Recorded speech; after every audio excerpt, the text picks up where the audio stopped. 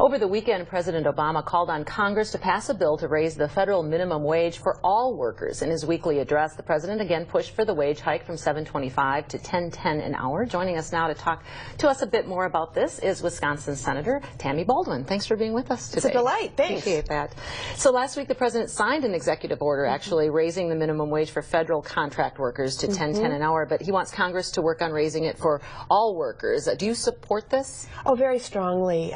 His executive order will affect probably a couple 100,000 Americans. But if Congress acts for all Americans, it will be several million. And I believe that an honest day's work ought to lift someone out of poverty.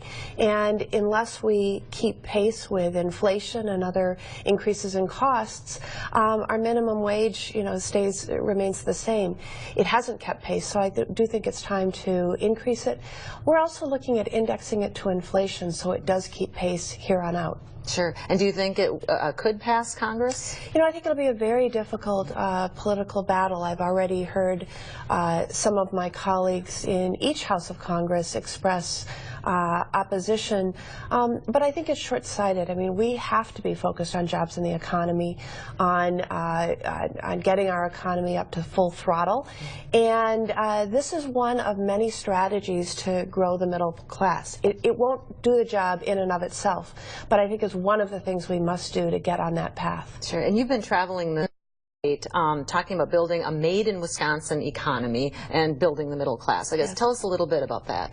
Well, first of all, we know that the middle class has been losing ground in recent years, and that's very disturbing because strong middle class has been the backbone of America. And I think we ought to take great alarm and really focus squarely on what we need to do at the local, state, and national level and private, public sector in order to get back on track. Wisconsin has traditionally been a manufacturing state. In fact, we lead the nation as one of the top 2 manufacturing states in the country. But we've lost ground, and I think bringing new advanced manufacturing back to the state is an important key in growing our state economy and getting people back to work in family-supporting jobs.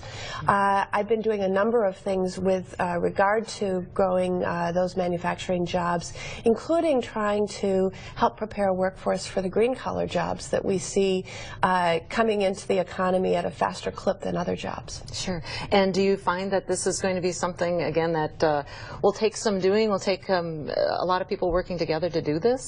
I do, but especially with the workforce development aspects, that's an issue that seems to have gathered the attention of both Democrats and Republicans, state level and federal, private sector and public, and so I think it's a really ripe area for us to work cooperatively together on something that we know that needs to be done as part of a bigger picture of growing the middle class and making things in our state. All right. Well, thank you so much for being here today. It's a pleasure. I really appreciate it. Senator Tammy Baldwin.